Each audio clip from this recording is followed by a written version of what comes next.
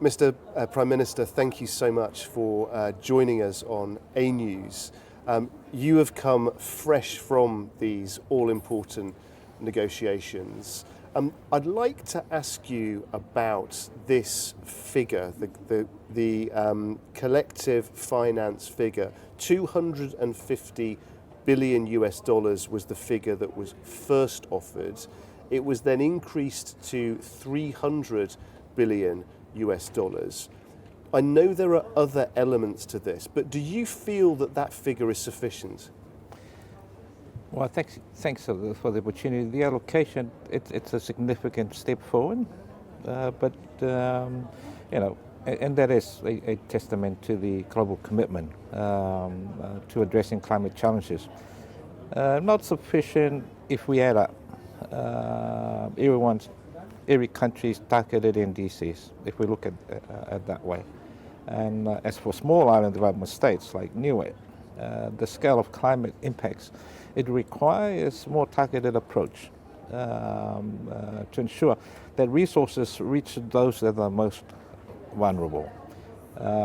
While the figure is promising, it sufficiently depends on the mechanisms for allocations, accessibility, and whether it prioritizes vulnerable nations, their needs, including adaptation, resilience, and capacity building. So, but I think it's a significant step forward.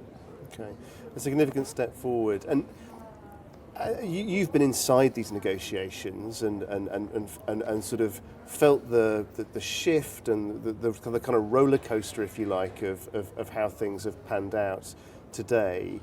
What do you think has led to the current situation that we appear to be in now? And how would you characterize the current situation?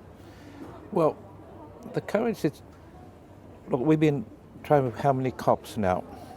You know, one thing that I always have said in the past, that sometimes it's a talk fest, some of these things. That's how I used to characterize this discussion. But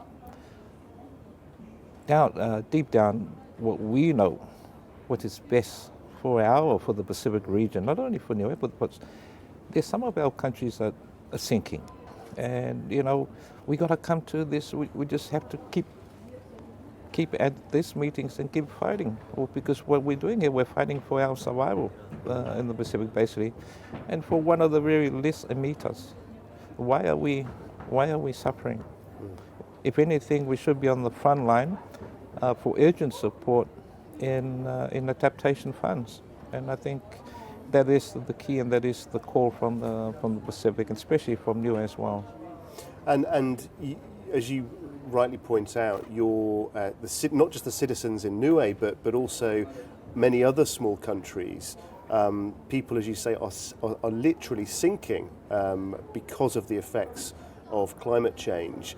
Given the seriousness of that situation, do you feel that the larger countries have done enough, are doing enough at this point? Well, at this point, I don't think they're doing enough. If we can judge it by the 100 billion annual support that was supposed to, which nothing has happened. So it shows that they're not quite moving it as how we would like them to move. And it'll be interesting also to look at their NDCs. We launched ours here, our NDCs, but what else can Niue mitigate? At 0.0001% contributor, we'll be 80% renewable energy by next year, and we're moving into hybrids and EVs, and what else can we do? What we needed to do is ensure that my people is protected, and that is by adapting to climate crisis, because we experienced 20 years ago with Cyclone 5, that's the highest it can go, Cyclone 5, Kata, and we lost half of our main town village. And so we've been there, and that is why we're here, to tell that story. So I'm looking forward for that understanding, and that's why we also been supporting Australia for the COP in 2 years' time, because we want people to come to our region and experience what we go through. We have to travel all the way this far. We've always been travel. Why can't they come and travel, experience and share that same kind of difficult of getting to places, but more so see our side of the world where we live, and why are we so passionate to protect it.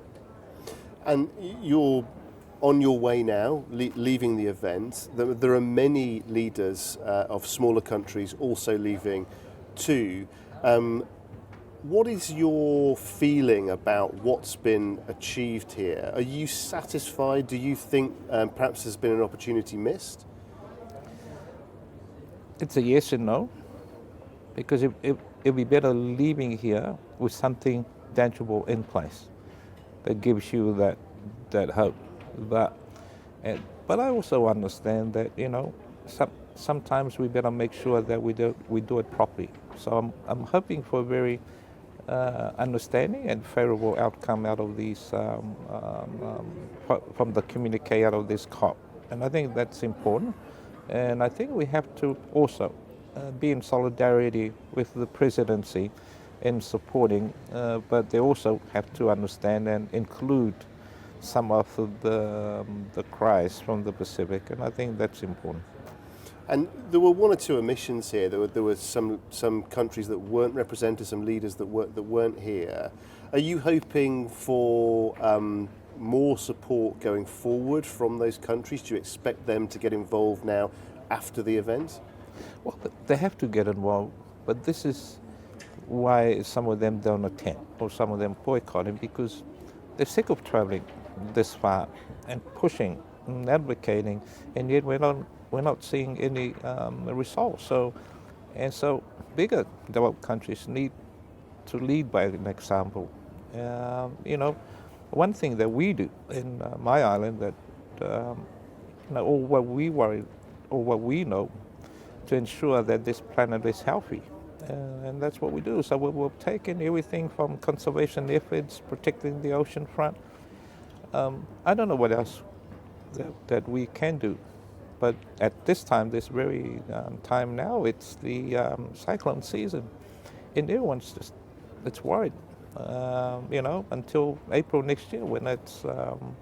so these are some of the things that it needs to be taken into account seriously.